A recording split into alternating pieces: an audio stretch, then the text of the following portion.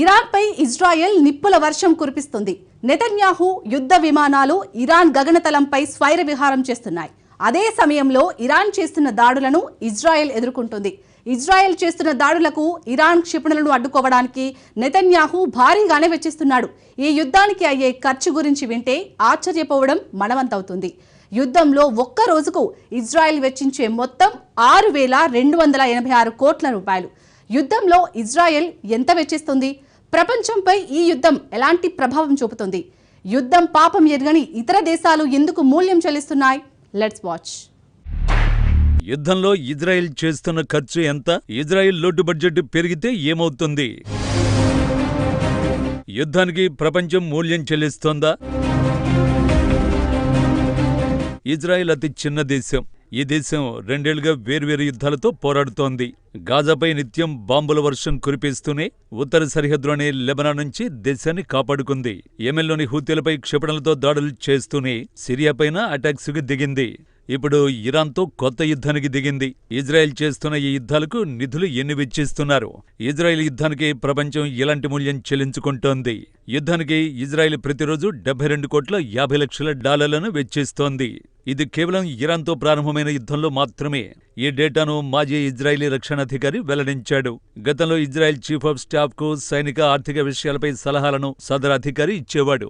ఈ అధికారి డేటా ప్రకారం ఇరాన్పై తొలి 2 రోజుల దాడికి ఇజ్రాయెల్ $150 కోట్ల వెచ్చించింది. ఇరాన్లోని వైమానిక దాడులకు అయిన ఖర్చు ఇది. యుద్ధ విమానాలు వెళ్లడం, అవి ప్రయోగించిన ఆయుధాల వ్యయంతో కలిసి అయిన మొత్తం ఖర్చు $150 కోట్ల అన్నమాట. కేవలం ఇరాన్పై దాడికే ఇంత ఖర్చయింది. ఆ తర్వాత మిగతా మొత్తాన్ని ఇరాన్ దాడిని అడ్డుకోవడానికి ఖర్చయింది. డ్రోన్లు, మిస్సైళ్లను అడ్డుకోవడానికి సైన్యాన్ని సిద్ధం చేసి తరలించడానికి ఇజ్రాయెల్ వెచ్చించింది. యుద్ధంలో కనిపించే ఖర్చులు మాత్రమే ఇవి. ఈ యుద్ధంతో పరోక్షంగా దెబ్బతిన్న వాటిని లెక్కేయడం అసాధ్యమేమో.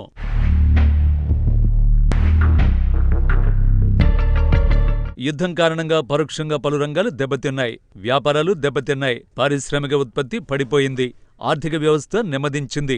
వీటి నష్టాన్ని అంచనా వేయడం చాలా కష్టం. ఎందుకంటే యుద్ధం ఇప్పటికీ కొనసాగుతోంది. నిజానికి గాజాలో ఇజ్రాయెల్ చేసిన యుద్ధం ఆ దేశ ఆర్థిక వ్యవస్థను భారీగా దెబ్బతీసింది. గాజాపై యుద్ధం కారణంగా గత ఏడాది మాత్రమే ఇజ్రాయెల్ యుద్ధ వ్యయం $6,600 కోట్ల చేరింది. అది కూడా మిలిటరీ పౌర వ్యయం మాత్రమే. ఇందులో వైమానిక దాడులు, గ్రౌండ్ ఆపరేషన్లతో పాటు మానవ వ్యయం కూడా ఉంది.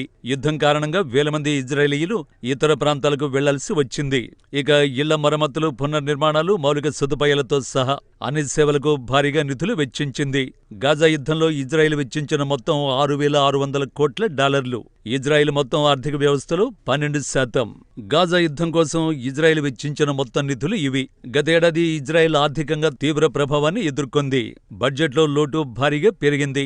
ప్రభుత్వ వ్యయం, ఆదాయం మధ్య తేడానే బడ్జెట్ లోటుగా పిలుస్తారు. ఆ దేశం ఎంత ఖర్చు చేసింది, ఎంత ఆదాయాన్ని రాబట్టింది అన్నదానిపైనే బడ్జెట్ లోటు లేదా మిగులు ఆధారపడి ఉంటాయి. ఒకవేళ బడ్జెట్ లోటు పెరిగితే ప్రభుత్వం పెద్ద ఎత్తున రుణాలు తీసుకోవలసి వస్తుంది. తమ ఖర్చులకు సరిపడా రుణాలను ప్రభుత్వం తీసుకుంటుంది.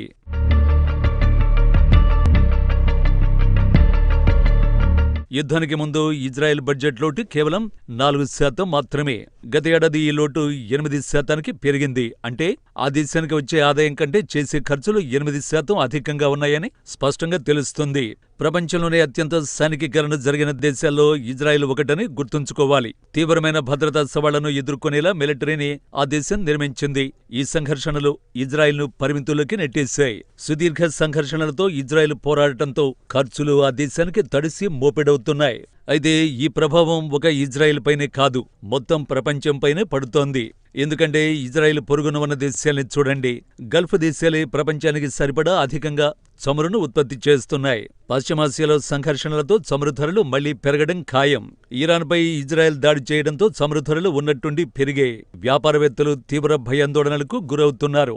ఇరాన్ ఇజ్రాయెల్ యుద్ధం తీవ్రస్థాయికి చేరితే బ్యారెల్ క్రూడ్ చమురు ధర $100 దాటే ప్రమాదం ఉంది. దీని ప్రభావం ప్రతి ఒక్కరిపైన పడుతుంది. సామాన్యుల నుంచి పరిశ్రమల వరకు అన్నింటిపై చమురు ధరలు ప్రభావాన్ని చూపుతాయి. చమురు ధరలు పెరిగితే ఆటోమేటిక్గా ఆహార ధరలు కూడా రెట్టింపవుతాయి. సరఫరాలు నిలిచిపోతాయి.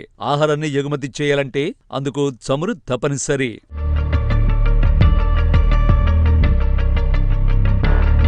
ఈ కథలో చమురు అనేది కేవలం ఒక భాగం మాత్రమే.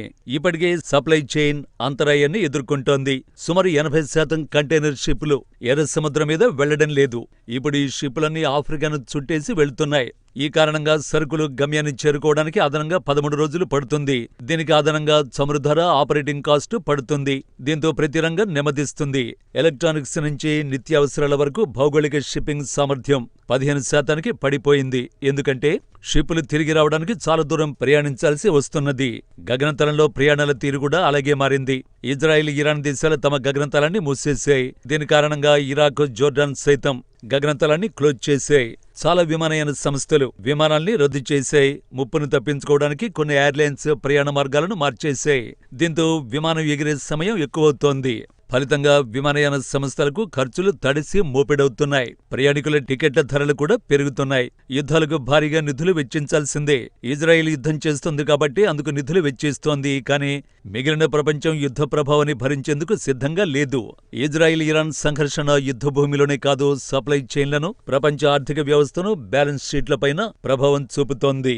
ఇరాన్తో ఇజ్రాయెల్ చేస్తున్న యుద్ధం ఇకపై ప్రాంతీయ సంఘర్షణగా ఏమాత్రం చెప్పలేం. ఎందుకంటే ఈ యుద్ధ తరంగాలు ప్రపంచానికి తాగుతున్నాయి. అన్యం పుణ్యం ఎరుగని ఇతర దేశాల ప్రజలపై ప్రభావం చూపుతున్నాయి.